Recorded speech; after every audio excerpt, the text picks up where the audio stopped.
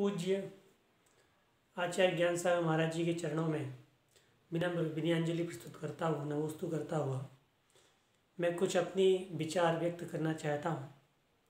अभी दीपावली के दिन ही जब हम पूजा कर रहे थे, उसके बाद ये खबर जैसे ही पता चली कि आचार्य ज्ञान सागर महाराज जी की अकस्मात समाधि हो चुकी है, तो दिल को बड़ा आघात पहुँचा।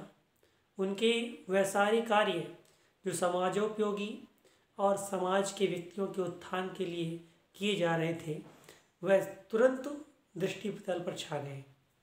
ऐसा लगा कि एक ऐसा संत हमारे बीच से चला गया जिसे वर्तमान में समाज को बहुत आवश्यकता थी। ऐसे संत समाज के उत्थान में तो कार्य कर रहे हैं, आत्मा के उत्थान के लिए साधु बने थे, परंतु साधुता के जीवन को निर्वाह करते हुए भी उन्होंने समाज और समाज के व्यक्तियों को आश्रय दिया, उनकी प्राथमिकताओं को पूरा किया। उनका यह मानना था, कुछ विषयों पर मैंने उनसे कई बार चर्चा की, उनका यह मानना था कि जब तक व्यक्ति का विकास नहीं होगा तब तक वह व्यक्ति धर्म में विकसित नहीं हो सकता है। ना धार्मिक के बिना धर्म स्थिर नहीं रह सकता।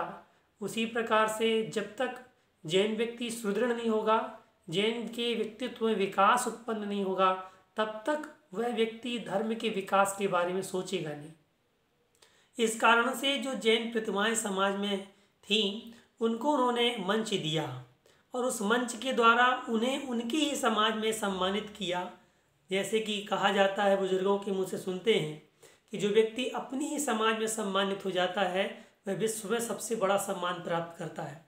तो आचार्य ज्ञान सागर महाराज जी ने जिस नगर में चतुर्मास किया, उस नगर की प्रतिभा को उसी नगर में सम्मानित करके उसे गौरव महसूस कराया कि वह उस समाज का गौरवशाली व्यक्ति है जो प्रतिभावान है और वह समाज की सेवा में संलग्न हो। ऐसा एहसास कराकर उन्होंने कई प्रतिभाओं को समाज के उत्थान में आगे लाए। विद्वानों का भी उन्होंने बहुत उत्थान किया। मैं एक विद्वान होने के साथ साथ कॉलेजों में अपनी सेवाएं देता हूँ, तो जब दिल्ली में चतुर्मास हुए, दिल्ली में विहार हुआ महाराज श्री का, तो कई बार उनके साथ पद विहार करने का भी अवसर प्राप्त हुआ। एक बार मैं पालम से विकासपुरी तक उनके साथ गया। जब उन्हें ये पता था, पहले से ही जानकारी थी, मैं पहले ही मिला हुआ था महाराज से। उन्होंने देखा तुम यहाँ कैसे? क्या महाराज मैं यहीं रहता हूँ, सर्विस करता हूँ जनकपुरी में।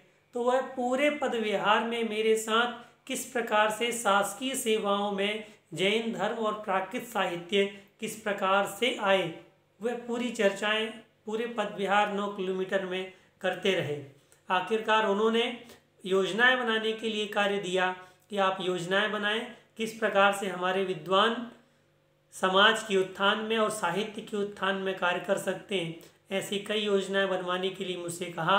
कुछ योजनाएं बना के दी, उस पर उन्होंने अमल भी करवाया। विद्वानों को उन्होंने कहा और उस पर एक बृहद योजना का विस्तार भी किया। तो आचार्य ज्ञान सागर महाराज विद्वानों को किस प्रकार से उपयोग में लिया जाए और विद्वानों को विद्वत्ता किस प्रकार से समाज के कार्य में आ सके, इस चीज़ का भी विशेष ध्यान रखते थे। ऐसे आचार्य ज्ञान सागर महाराज जी के अकस्मात समाधि हो जाने पर जैन धर्म और हम विद्वानों को अपूर्णीय क्षति हुई है, जिसकी हम पूर्ति नहीं कर सकते हैं। इन्हें दिया लेकर के पूरे जगत में ढूंढने पर भी ऐसे आचार्य परमिष्टि आज हमें उपलब्ध नहीं हो पाएंगे जो समाज अपने आत्मा के कल्याण के साथ साथ समाज के कल्याण के विषय में भी विचार कर सकें। जब वे उपाध्याय परमिष्टि के रूप में थे, तो जब ध्यान करते समय उपाध्याय परमिष्टि में उन्हीं का चेहरा सामने आता था। तो ऐसे बचपन से ही जब से मैं सांगरनेर में आया और यहाँ अध्ययन किया, तब से ही वह हमारे यहाँ पर एक बार छात्रों के पंचवर्षीय जो कार्यक्रम होते हैं उसमें भी वह सम्मिलित हुए थे।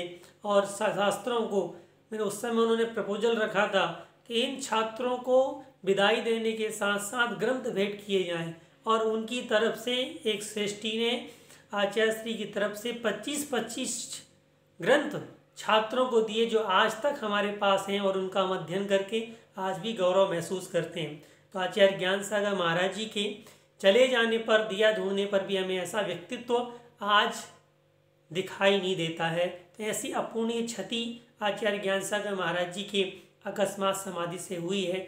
मैं उनके चरणों में विनम्र विनयांजलि अर्पित करता हुआ उनके चरणों को कोटि सा नमन करता हूँ और अपनी विनम्र विनयांजलि प्रस्तुत करता हूँ। नमोस्तु महाराज जी।